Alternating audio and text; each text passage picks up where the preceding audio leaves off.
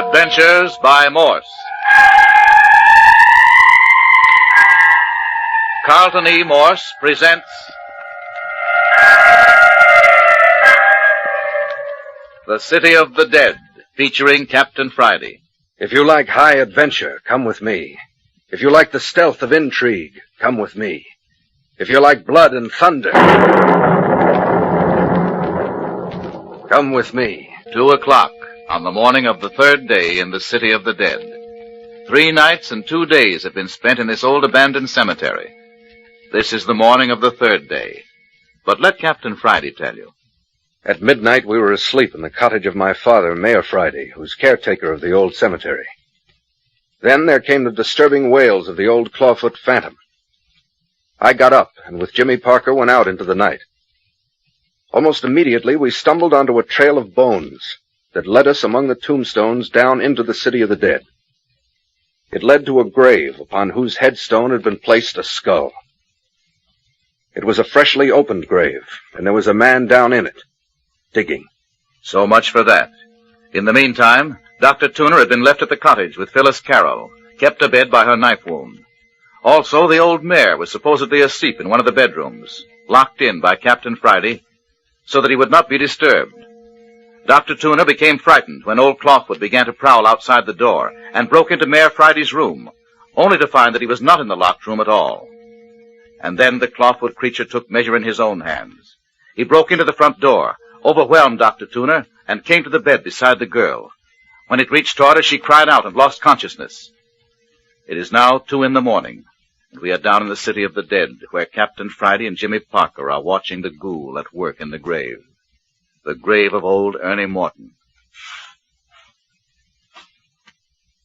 Get down, Parker. Down on your face and keep still. Did you see who it was digging in the grave, Captain? Keep still, I tell you. Not a move out of you. Don't even raise your head to look. Why so mysterious? Who is it? Never mind. You do as I say. Keep down here behind this tombstone. Here, where you going? Keep still. Now listen, I'm going to sneak out alone. Yeah, help. Be quiet. I'm going out alone because it'll make less noise. He's down in the grave now. I want to catch him red-handed. Oh, I think that's a fool idea. Let me go along. You do what I tell you, Parker. Yeah, but he'll be desperate. He's liable to be the killer. I can take care of myself. Now mind you, do what I say. Don't move a muscle until you hear me yell. I'll yell when I jump him. I don't like it. That doesn't make any difference. Remember now, wait until I yell.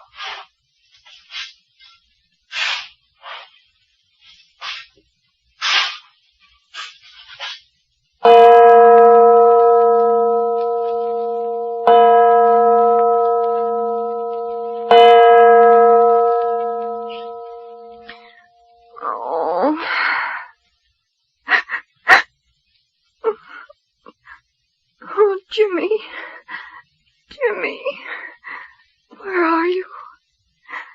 Where are you? Oh, my shoulder. Oh, my shoulder. Oh, Jimmy, what? Where am I? What's happened to me? The Clawfoot was here. Oh, Jimmy, what's happened to you? Oh, Jimmy. Oh, Jimmy. Phyllis. Why, Phyllis, what's happened? What's been going on here? Where have you been? Why have you been gone so long? Why are you so white? What's happened? Nothing. Nothing that matters now. Tell me what's been going on here. Where's Doc Tuner? He's over there behind those overturned chairs. Jimmy, he's dead. Dead? Jimmy, the Clawfoot phantom's been here. Phyllis. Dr. Tuner tried to drive him out, and the thing killed him. Phyllis, are you sure Dr. Tuner's dead? Oh, please don't leave me. I'm not going to leave you. I want to see if there's anything I can do for the doctor. I know he's dead, Jimmy. I saw him fall. No. No, he's not, Phil. No, he's not dead. He's still breathing. Oh, I'm glad. I'm glad. Oh, wait, I'll get him on the lounge. I don't think he's very badly hurt. There. Looks to me like he's just been knocked out. Oh, that's wonderful. What a fight there must have been. This place is a wreck, everything upside down. Yes, it was pretty bad. And what happened after old Clawfoot knocked the doctor out? It turned on me. It made a little mewing wail. I never felt so awful in my life. Mewing wail. Phyllis, what are you saying? It was just like that, Jimmy. Just as though it was an animal that was glad to see me. Oh, for goodness sake. It crept toward me, wailing a little soft wail. Oh, Jimmy, I can't tell you how terrible it was. It just kept coming closer and closer. And you couldn't move. I screamed at it to go away. I begged it not to come near me, but it kept coming on and on. And then suddenly it was over me. It stretched out a lean claw hand. Oh, Phil, dear. And then I fainted. Ah, you poor kid. I thought you'd be safe here. I'd never let you. I just came to. Just a moment before you came in. The thing was gone. I wish I knew what to do about Doc Tuna there. You're certain he isn't dying? No, he's not dying. Just a bump on the head. He'll be around presently. Hey, where's Mayor Friday? Who broke open his door? I forgot all about him. We don't know. What do you mean you don't know? We don't know what's become of him. When old Clawfoot began to wail outside, Dr. Tuner broke in the door to awaken him. But the mayor wasn't any place in the room. Yeah, but that's silly, Phil. We saw Captain Friday lock his father in. He wasn't there. He vanished. Vanished from a barred and locked room? And I've got to lie here in this miserable bed with my shoulder hurt. Oh, what if something should come after me? I couldn't run. I couldn't do anything. Don't you worry about that, Phil. I'm not moving from your side from now on. But what about you? You were so white when you came in. Something's happened. Why don't you tell me? Oh, what do you mean, Phil? You're holding something back. What happened out there in the city of the dead? Why were you so white when you ran into the house? Where's Captain Friday? Well, Phyllis... Has something happened to the captain? Now, Phyllis, you've got enough to worry about. Don't bother your head about it. It's Dr. Tuner. Yeah, still He's unconscious. He's still unconscious, but he'll be around pretty soon now. Oh, Jimmy Parker, you tell me what happened. You've got to tell me. Is he dead? Is Captain Friday dead? No. That is, I don't know. You don't know? Well, weren't you with him all the time? Oh, Jimmy, don't put me off. I'm not putting you off, Phyllis. Honestly, I don't know. Then... Phil, Captain Friday's vanished. Vanished? Captain Friday's vanished? Oh, Jimmy. Now, Phyllis, don't give way. Please don't. Oh, but first the mayor disappeared and now his son. Jimmy, do you think we're to be next? Of course not. But think of what's happened. First it was my cousin, Bert Arnold. They strangled him and threw him in an old grave. Oh, don't talk about it, Phil. It'll only make you feel worse. And then that stranger was stabbed to death outside your window. Well, we know old Clawfoot did that. We saw him. And then Lammy Fink, frightened to death. What is there in the world that could frighten a person to death? Well, that old caretaker was always scared of a cemetery at night, you know that. But what a horrible way to die. I've heard that a person's heart sometimes bursts wide open with fear. Did you ever hear of that, Jimmy? No, of course not. Stop it now, Phil. You're frightening yourself sick with this kind of talk. And then Mayor Friday vanished from a barred room. Oh, Phil, I tell you... And now Captain Friday. Tell me, Jimmy, how did Captain Friday disappear? How did it happen? Oh, listen here, Phil. Wait until morning, won't you? Wait until daylight and I'll tell you all about it. It'll only be a few hours now. No, I want to hear now. But Phyllis, it's not a nice story. Tell me now. Well, I left the house and went to the shed where we laid out the skeleton. The skeleton with the message tied to it, saying it wasn't my grandfather? Oh, Phil, I wish you wouldn't. Go on, Jimmy. Well, the skeleton was gone. Gone? The skeleton, too. The mayor, the captain, and now the skeleton. Yes, the skeleton was gone. We were looking about outside the shed when I ran across the bones of its foot. Its foot? Yes. Just a little further down into the city of the dead, and Captain Friday found its ankle bone. What? Well, that's strange. What did that mean? We didn't know at first. But presently we found leg bones and most of the rest of the skeleton scattered out ahead of us. It was a trail of bones, Phyllis. A trail of bones? Yes, a trail of bones leading us down into the city of the dead. Leading us down to a grave. Any particular grave? The grave of Ernie Morton. Ernie Morton? The grave we opened in search of the Black Pearls. Oh, Jimmy! The grave in which the strangled body of your cousin Bert Arnold was found. Oh, what does it mean? What is it? And Phil, when we got down into the city of the dead, There, perched on the headstone of Ernie Morton's grave, was the grinning skull of our skeleton. And that isn't all. Yes? Phyllis, there was someone digging in that grave again. Jimmy! Yes, someone digging. Digging. He didn't see us. We threw ourselves down in the shadow of a tombstone. It was brilliant moonlight. Who was it? I couldn't tell. I don't know. Captain Friday made me lie flat, and I couldn't see a thing. All I could hear was the shoveling. Shoveling of the ghoul in Ernie Morton's grave. Then what happened? Captain Friday was peering around the edge of the tombstone. Suddenly he called my name and dropped back to the ground. You saw who it was? That's what I thought, but if he did, he wouldn't tell me. He said he was going out after the fellow, and that I was to lie still until he yelled. He said he would yell when he leaped into the grave on the man, and that was my signal to come to his aid. Why didn't you go with him? Well, I wanted to, but he wouldn't let me. He wouldn't even let me raise my head to watch him while he sneaked up on the grave. Why? I don't know. Then he slipped out, and I waited. I waited. Pretty soon I heard the shoveling stop. I got ready to jump to my feet. I expected the captain to yell any second, but there wasn't any yell.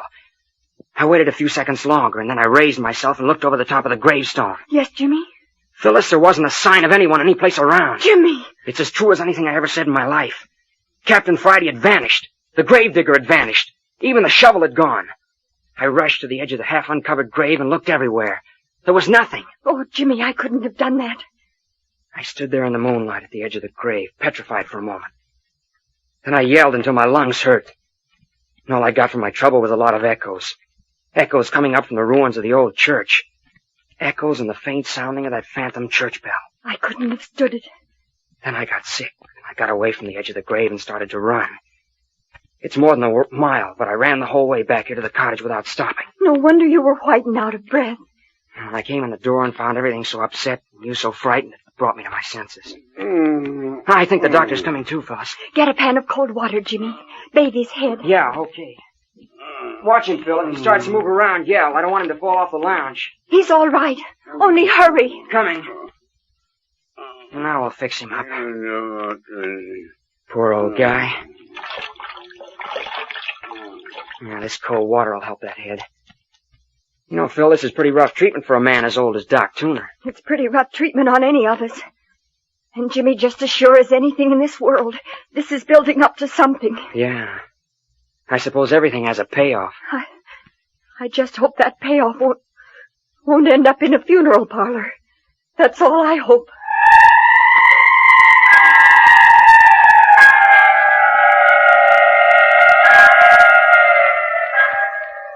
The old mare missing, Captain Friday missing.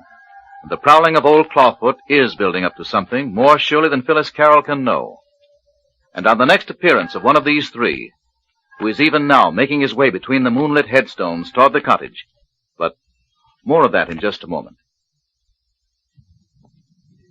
Oh, my head. He's coming to all right, Phil. I'm awfully sorry about him. He's been so kind to me. My head. The mayor keeps some stimulant around here somewhere. I think a little something would do him good. I saw it on the lower left-hand shelf in the kitchen cupboard, Jimmy. Oh, good. I'll get it. Did you find it, Jimmy? Yeah, I got it. This'll snap him out of it. Here now, Doc. Try and drink this.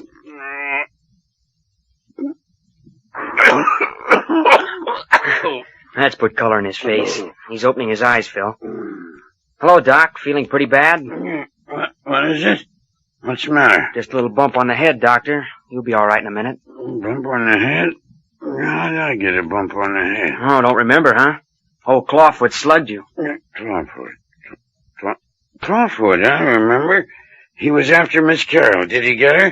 Did he get her? I'm all right, Dr. Tuner. Honest, I am.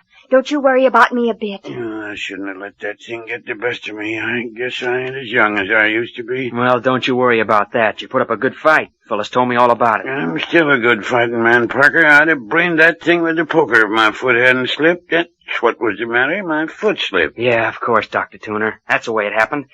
Now, you just lay back and rest a while. Say, Parker. Well? You know, I'm feeling kind of dejected like. I think I could do with another spoonful out of that bottle. Oh, that's right, sir. I'll bet you could. Just a minute, I'll fix it for you. Here you are. Oh, thanks, Parker. Yeah, that's all right. Now you just lie still for a bit until you feel stronger. Jimmy, could I have a drink of water? Oh, sure thing. I'll have it for you in a jiffy.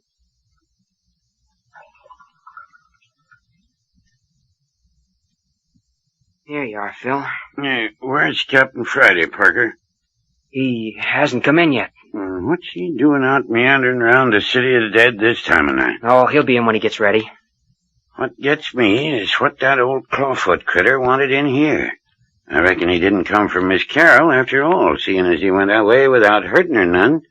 Did you see what he did after I was knocked out, Miss Carroll? No, Dr. Tuner. He came toward me and I fainted. Oh, fainted, huh? Yes, and he was gone when I came to. And you ain't noticed anything different since you waked up? Anything about the room or anything in the room? Why, no. Funny. What do you suppose he wanted, Parker? I don't suppose he wanted anything. Probably the midnight ramblings of a mad creature. I think you and Phil were lucky to get off with your lives. Listen. The phantom church bell again.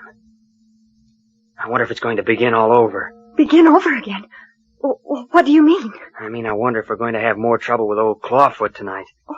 Oh, Jimmy, would you please look out of the window and see if anything's outside? Oh, of course, Phyllis. Hey, Dr. Tuner, what are you doing? You lie down there. No, sir. I reckon I'm feeling a mite sprier than I did. I guess I'll be moving about a bit. Yeah, but you had a nasty blow on the head. Well, you don't want me to stay in bed the rest of my life just because I bumped my head, do you, Parker? No, of course not. Not if you feel like getting up. There goes the bell again. Oh, please look out of the window and see if that thing is around again. I don't suppose I'll be able to see much. Shh. Someone on the porch. Yeah, someone on the porch. Listen. Shh. He's coming up to the door. Is it bolted? Yes, I locked it. I don't want it to come in here. I couldn't stand seeing it again. Shh, Phil. Doc and I can take care of you. I wouldn't mind having a gun. Yeah, that's what I wished for on his last visit. Here. You take the leg of this broken chair. I'll handle the poker. Shh, shh. Hello! Who's there?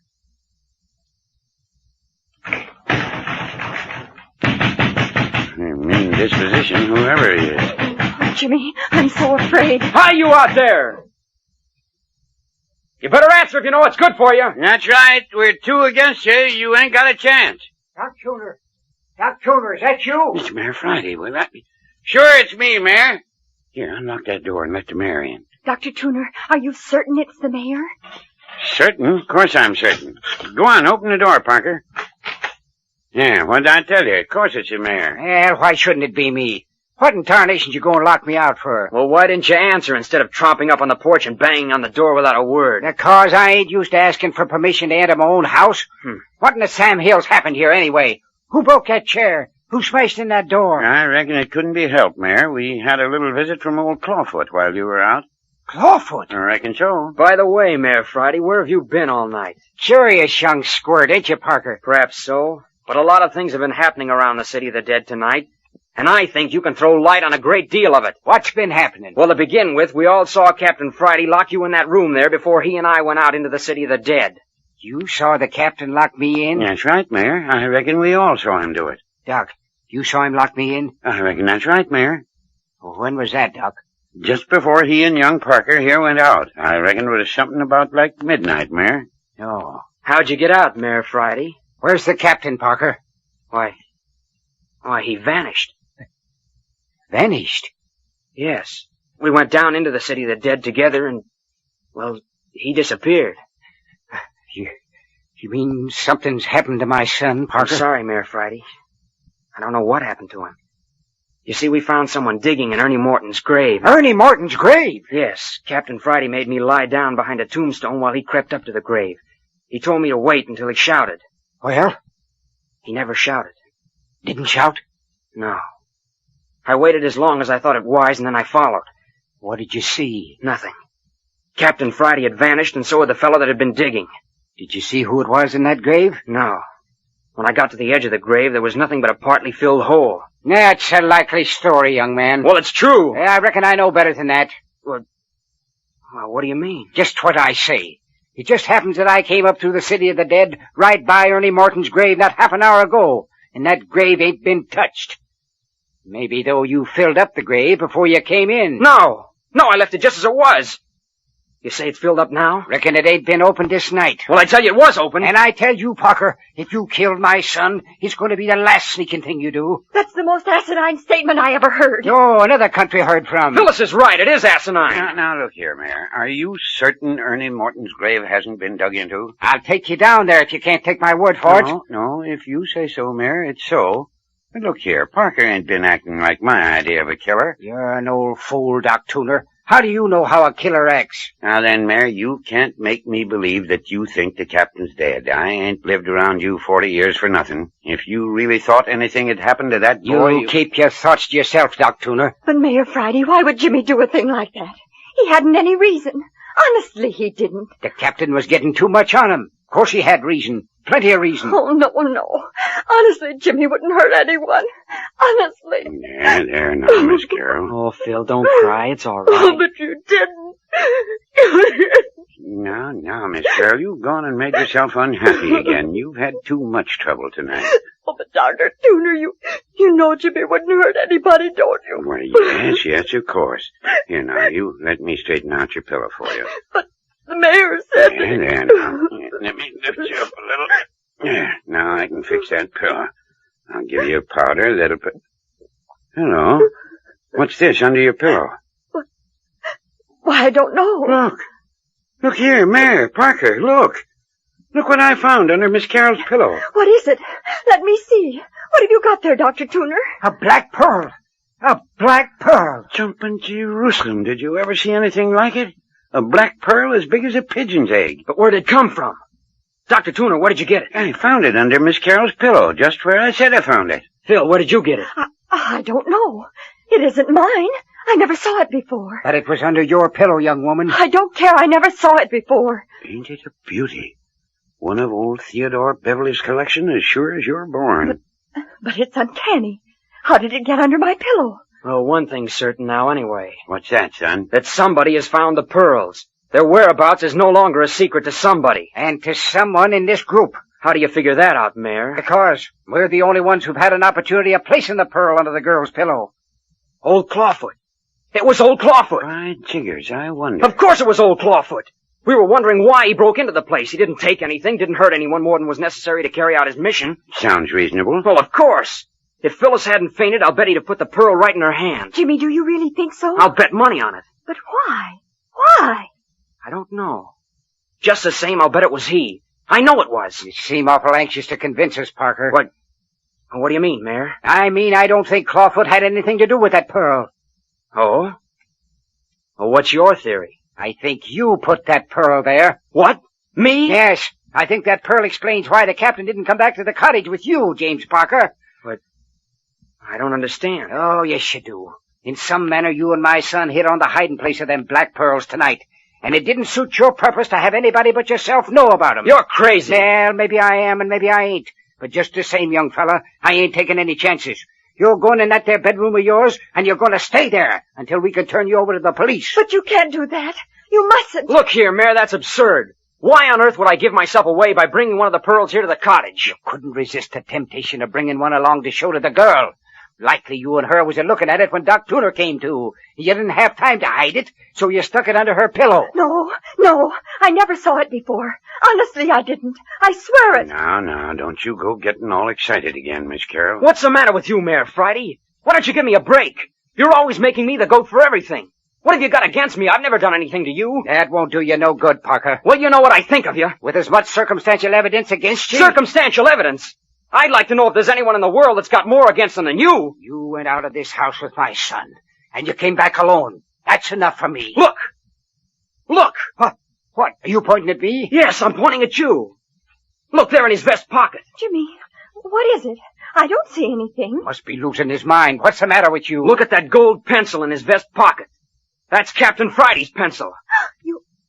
You mean... Captain Friday had that pencil in his pocket when we left the house tonight. What? What's that? And look at the fresh dirt on the knee of the mayor's trousers. Oh, Jimmy. Mayor Friday, supposing you tell us what's become of your son, Captain Friday.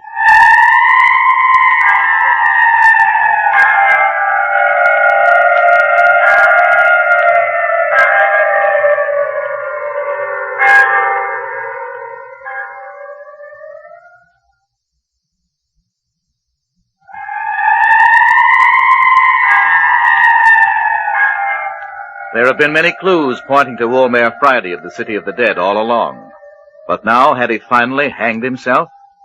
And was it Clawfoot who left the Black Pearl for Phyllis? Not only these questions, but the whereabouts of Captain Friday will be brought to you next week when Carlton E. Morse presents Chapter 8 of The City of the Dead, entitled The Kidnapping of Clawfoot.